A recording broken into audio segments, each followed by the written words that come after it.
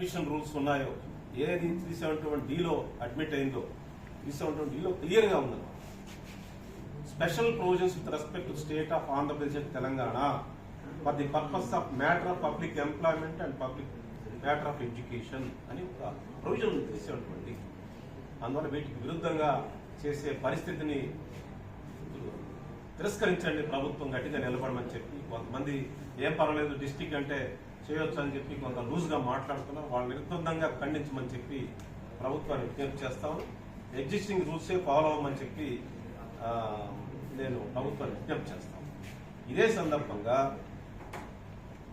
అసలు వర్గీకరణకి ఒక మూలరాయి లేకపోతే ఒక దానికి ప్రాణం దానికి ఏదైనా పొలిటికల్గా క్లెయిమ్ చేసుకునే అవకాశం ఉంటే చంద్రబాబు నాయుడు గారు మొదటి వ్యక్తి. బీజేపీ ఉంది దాంట్లో, మన పవన్ కళ్యాణ్ గారు ఉన్నారు, కూటమి ప్రభుత్వమే దానికి. కానీ ఒక వైసీపీయే దాని మీద గోడ మీద పిల్లిలాగు దుర్మార్గంగా వైసీపీ వర్గీకరణ విషయంలో, వర్గీకరణే కాదు కేంద్రంలో ఏమి రాష్ట్రానికి సంబంధించి ఏ విషయం వచ్చినా బీజేపీ అక్కడ కేంద్రంలో అయితే బీజేపీకి అనుకూలంగా, రాష్ట్రంలో అయితే రాష్ట్ర ప్రభుత్వానికి వ్యతిరేకంగా పనిచేస్తూ ఏ దేంట్లో కూడా స్పష్టమైన స్టాండ్ తీసుకోలేదు. నేను వైసీపీ అనేది ఒక రాజకీయ పార్టీ అయితే, దానికి రాజకీయ లక్షణాలు ఉంటే, దానికి రాజకీయ వ్యవస్థకు సంబంధించిన మూలాలు ఉంటే ఆ పార్టీకి అధికారం రావచ్చు పోవచ్చు. వర్గీకరణ విషయంలో మీ స్టాండ్ ఏంటి చెప్పమనండి. వైసీపీ వాళ్ళ దమ్ముంటే నేను నా మీద మాట్లాడాడు కదా మన కనకారావు, పాపం మాట్లాడితే మాట్లాడాడు. ఆయనకన్నా పదవి వస్తే పర్వాలేదు, నాకు సంతోషిస్తాను. కనీసం ఆయన స్పష్టంగా ఆయన వేదిక మీద నన్ను తిట్టడానికి అయితే ముందుకు వచ్చాడు కదా, అతను పంపించాడు కదా సకల శాఖ, అదేవిధంగా ఆంధ్ర శశికళ ఏదో పదవి ఇస్తున్నాడు ఆశపడి అతను తాగుబోతుడు తిట్టినట్టుగా నన్ను తిట్టాడు, అసభ్యంగా తిట్టాడు. నేను భరిస్తాను నీకోసం, ఎందుకంటే నువ్వు చాటి కులపోడి నీకు పదవి వస్తే నేను సంతోషిస్తాను. నీకన్నా పదవి ఇవ్వమని వర్గీకరణ నుంచి నువ్వు మాట్లాడు దమ్ముంటే, నువ్వు ఎంఆర్పిఎస్ నాయకుడు అంటున్నావు కదా, నీకు నిజంగా చీవు నెత్తులుంటే, నీకు నిజంగా మాదిగల పట్ల ప్రేమ ఉంటే నువ్వు నీ పార్టీని ఒప్పించి నువ్వు మాట్లాడు. లేకపోతే మీ నాయకులంతా పార్టీలో ఉన్న మాదిగ నాయకులంతా వైసీపీలో ఉన్న మాదిగ నాయకులు ప్రెస్ మీట్ పెట్టండి చూద్దాం, వారికి జగన్ ఒప్పించండి చూద్దాం.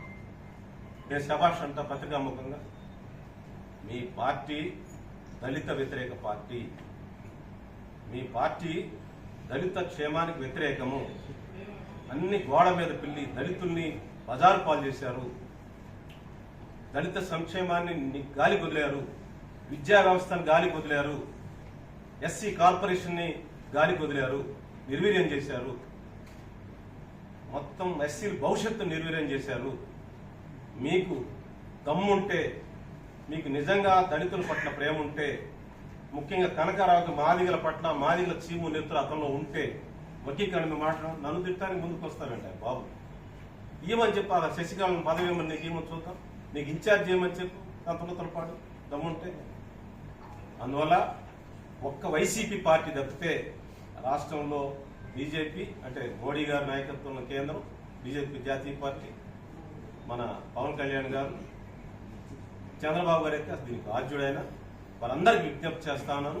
371Dని దృష్టిలో పెట్టుకుని వర్గీకరణ కార్యక్రమాన్ని ముందుకు తీసుకెళ్లమని చెప్పి, త్వరలో అసెంబ్లీలో చట్టం చేయమని చెప్పి వారికి విజ్ఞప్తి చేస్తా ఉన్నాను. ఇలాంటి జిల్లా యూనిట్ అని చెప్పే వాళ్ళ నోరు కట్టివేయాలని చెప్పి కూడా కేబినెట్ సంఘానికి నేను విజ్ఞప్తి చేస్తా ఉన్నాను. అది చట్టపరమైన సమస్యలు వస్తాయి, న్యాయపరమైన సమస్యలు వస్తాయి. వైసీపీ పార్టీ రాజకీయంగా దివాళాకోరు పార్టీ, ఒక స్టాండ్ లేని పార్టీ, ఒక రాజకీయ అంశం పట్ల నిజాయితీగా మాట్లాడలేని పార్టీ. మీకు దమ్ము ఉంటే వర్గీకరణ మీద కనకారావు కానీ ఇతర మాదిగ నాయకులు కానీ మాట్లాడమని చెప్పి నేను విజ్ఞప్తి చేస్తాను.